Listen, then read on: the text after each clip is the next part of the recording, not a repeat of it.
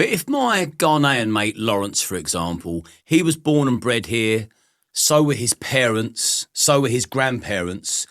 By Lawrence's generation now, my Ghanaian friend, isn't this where he belongs now? Because it's all he knows, it's all he's ever breathed, it's what he loves, and it's what he abides by, the British Christian culture of the nation. Does he not belong here? No.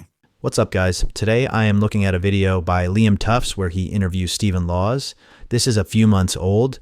Liam Tuffs and Stephen Laws are going to talk about remigration, civic nationalism, ethnic nationalism, and a few other topics. I believe this video put Stephen Laws onto a lot of people's radar, including Andrew Gold in Heretics, and kind of blew him up a little bit on Twitter as well as YouTube. Let's go ahead and we'll get right into the clip. I sort of sat back one day and I just see everyone complaining about illegal immigration, barely mentioning legal immigration. And this was the time when it was over 1 million that had came over in a year. And I'm sitting there and I'm like, I feel like I'm partly responsible for encouraging everyone to just focus on illegal immigration now because I'm the big influential illegal immigration guy. So I sat back and I was like, right, I'm not doing this no more. It sort of timed around the time that the docks was all closed off and no one could actually go down and film because the border force put restrictions in. So by that point, I was just like, I need to move away from the illegal immigration thing because the greater problem is legal immigration and everyone's distracted by a few thousand boats when millions are coming in through the airport. Yeah, I'll agree with that. That migration on the whole is completely out of control. And it is very easy to distract us with the boats. It's like, well, you know, look at this hand while this hand does that. And this hand is doing far more damage if you really study that hand properly. Because, yeah, we need to get our own shit in order. We've got enough of our own scumbags. I mean, do you find that within your movement you've got more than your fair share of scumbags, of FNATs, for example? That's an interesting flow of logic and associations there. Liam starts off by agreeing with Stephen Laws that the government is committing a larger problem through legal immigration than illegal immigration, and then very logically he likens that to a sleight of hand. But somehow that pivots seamlessly into this idea that we have our own dirtbags to worry about. I don't know if that's like do the same sleight of hand or what, and that the ethnats in particular have these dirtbags. And what do you think about that? So this is my first time watching this guy, and that's just an initial take, but it does feel pretty manipulative and dishonest. Maybe I'm interpreting his words wrong or I'm misinterpreting his intentions. I'm not sure, but that's my first sort of reaction to what I just heard.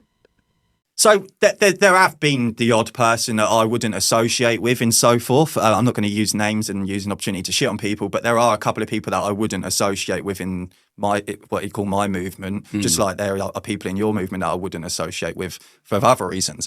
But I wouldn't say it's a common thing. Most of the people that I've met through politics, especially in my position, just care about their country, their fathers, their workers. They just want to get on with their life, but they've been forced to have to do this because they're being demographically replaced in their homelands.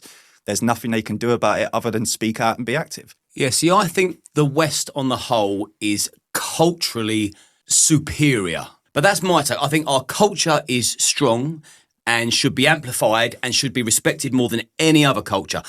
Certainly if you're going to come and live amongst us. But I have a different take on it racially. I don't think racially we are superior. The colour of someone's skin, for me, I'm colourblind. Do you think that we're racially superior as a country? I would say racially superior. I'd say we're superior as a country. If you look at the history of the British people and what we've achieved and what we've done over the world, our people are some of the greatest people that have ever lived on this planet. Let's just look at the achievements we've done. But that's not to say we're superior in terms of race. But the British people have been more superior than the Polish. Still white. We're both white. So it's not a case of a racial hierarchy. This is where I'm back down to the ethnicity of our people. This is what I focus on. And to sort of portray that as a racial hierarchy is kind of it's not doing justice to our position, if that makes sense, because we're not sitting here saying we're better than everyone. We're saying we deserve to exist. This is our homeland and we have the right to exist here. This is our land, not theirs. But when it comes back to the cultural thing, culture is downstream from ethnicity and race. So our culture comes from our people. If our people do not exist, that culture that you celebrate and say is the greatest would no longer exist. Would we still have the same culture if everyone in Britain is mixed race? We wouldn't. Well, I've met and know I'm trying to count hundreds over I'm 45 years of age. So, you know, I've come across hundreds of people. I've got hundreds of friends. I run a security firm. So I've worked the door with some solid black lads, and we all think the same, and we all perceive the country as the same. And they're more Christian than me. I'm not religious at all. But in fact, if anything, some of my black mates have got better morals than me. So that's one thing I can disagree with through my own personal experience, for example. But you've been the leader of a few political parties. So yet again, an interesting take from Liam on this. He says that he thinks their culture is superior. So he sets this framework right away where it's easy to conflate pride in your British culture with supremacy, even though that's not at all what Stephen's doing. Stephen then clarifies that he simply doesn't want his people to go extinct. And then he clarifies even further that culture is downstream from ethnicity, which is itself also downstream from race. It's a more fine-grained category of a specific race, kind of like a nest hierarchy. Stephen explains all this clearly, and then Liam just kind of pivots and never actually acknowledges that distinction that Stephen made in response to his statement. And I suppose that he can't do that logically, because he goes on to describe his friends who are of a different race and a different ethnicity, and says that they are essentially more culturally British than him. If he acknowledges that culture is downstream of race and ethnicity, then that logic sort of consumes itself. Those friends who are of a different race and ethnicity couldn't actually be British at all if there weren't ethnically British people who first created that culture. I just feel like Stephen Laws is so simple and straightforward in his logic. The British ethnicity created the British culture in Britain, and now the British ethnicity is going extinct in Britain. It's very simple, and Stephen is basically like, hey, I don't want that. I don't want my ethnicity to go extinct. Stephen doesn't bring all these complex views about race or culture. It's just, hey, the British ethnic group is from here. This is our home. We shouldn't go extinct here. Everyone else who argues with him, it's like all of their logic is bent towards this unnecessary complexity that just complicates the issue, whereas Stephen just shoots straight from the hip and clarifies it. Every time he talks, it's just perfectly clear logic. Not so much the leader, but I have been like a leading face. You've been a prominent figure. Yeah. So without getting into the minutiae of all of that, I want to talk to you about remigration, because that's one of your policies that you really lean into. So what is the actual meaning of remigration? And let's go into just how far you'd be prepared to go. So remigration is ultimately the process of returning immigrants back to their ancestral homelands. That's the basics of it. It's essentially, you can call it mass deportations, you can call it what you like, but essentially the process is removing immigrants and returning them back to the nation they belong to. That's remigration. How far I would go... How many generations back do you go? I don't think it's a case of counting generations. I think it's a case of, if they don't belong here, they should go. I don't think we should go, all right, so we're going to cut off at third generation, fourth generation's fine, because that's just nonsense. Because some of the rape gangs, like if you look at the Pakistani rape gangs, these are third, fourth generation people in our country that many in the civic nationalist circles, the conservative circles, whatever you want to call it, would say these people are British. They were born here. Their parents were born here. Their grandparents were born here. They know no other land, but they're still raping little children. They're still living in their own little bubbles. They're still amongst their own people because they're not us, and they never will be us. You could have 20 generations down the line, there would still be a clear divide between them and us. And this is the problem. So if the majority of the country starts flooding in, like we're seeing now, for instance, and we're already around 75% of the population, when that keeps declining, there's going to be more and more problems. There's going to be more third and fourth and fifth generation immigrants that could be problematic. Some of them, sure, they could be sound. They could have a job. They could live a normal life. Like you said, you've probably got friends with them and so forth. I haven't myself personally, but others have. Ultimately, do they belong here? No. Have they got somewhere else to go? Yes. Why are they here? There's no reason for them to be here. My position is total remigration. And until our people are secure and our future is secure and there is no risk of our people being demographically replaced in our own homelands, my position will always be total remigration. Everyone has to go. But if my Ghanaian mate Lawrence, for example, he was born and bred here, so were his parents, so were his grandparents. By Lawrence's generation now, my Ghanaian friend, Isn't this where he belongs now? Because it's all he knows. It's all he's ever breathed. It's what he loves and it's what he abides by, the British Christian culture of the nation. Does he not belong here? No. Just going to take a second and acknowledge that Liam just referred to his friend as a Ghanaian and then asked why he wasn't a Brit. There's a certain point at which the cognitive dissonance is just so overwhelming that I don't actually know how to communicate with people like this anymore. When I hear him say that, it makes me think of someone on the left who says, hey, genders aren't real, but just so you know, this boy is a girl. It makes no sense, and it reminds me of the demoralization phase of communism. He does not belong here. It doesn't matter how long you've been here or the time scale is irrelevant. This is not your lands. These are not your people. Sure, he's a victim of immigration. It's not his fault that he's been put in this situation. I can understand that and I can sympathise to some extent, but the point still remains the same. This is not their lands. They're not our people.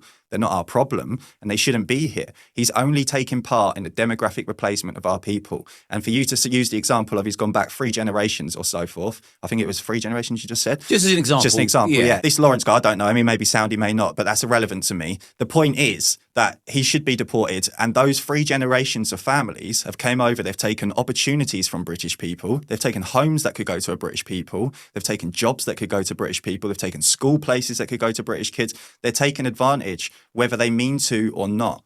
That this is the issue. So our people still have to provide for these people. They still have to look after these people, even if they're working. So that's the line. So the Poles that I grew up with, love and adore, the Turks, I mean, where I'm from, well, where I moved to from where I'm from, massive Turkish population. We've always been like thick as thieves.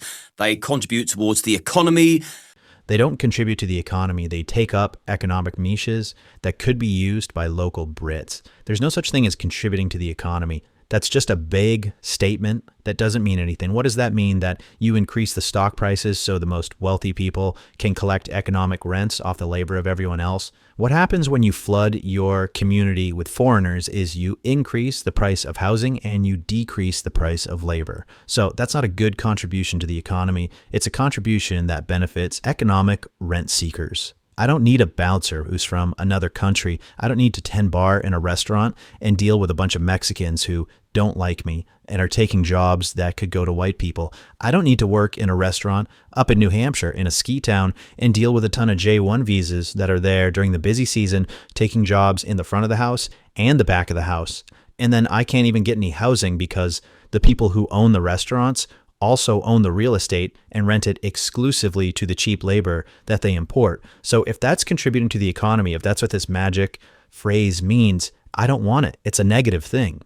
I mean, they've got me out of tight spots in the end. We've worked together. We've fought together. Have they got to go as well? Yeah, mate, they've all got to go. This is the thing. They've all got to go. It's not about how nice they are. It's not, I always use the line, it's not personal, it's necessary. And the future of our people is more important than your personal friendships. And I will die on that hill. It doesn't matter how well you know these people, how friendly you are. They are still foreign. We are still being demographically replaced. The future of our people belongs to our people. And without it, there is no England. If there's no English, there's no England. And at the moment, the direction we're going, there will be no England one day. What about Frank Bruno and Ian Wright? Would you send them packing? Yeah, I would, yeah, personally. But here's the thing with immigration. No one cared about a Frank Bruno or an Ian Wright 20, 30 years ago because the demographics were still secure. This is going back to the 90s when we was around, I think it was like 89, 90% of the population.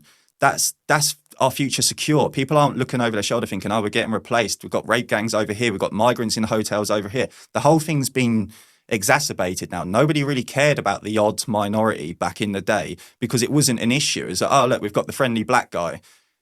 That's how everyone see it. Now we've got a million friendly black guys, and where do you draw the line? Because you can't just say, well, that one's okay because he sort of shares our values. That one's okay because he's Christian, but that one's not because he's not Christian. But they all come from the same place and they all do the same things anyway. So it's irrelevant. What about the Poles, Lithuanians, Germans? Would you send them packing too? So it's complicated. With the Europeans, it's slightly different because they are more culturally similar to our people. They are even taken aspects away from language difficulties. Like you could assimilate a German within 2-3 generations and it would not really be much noticed in terms of our people.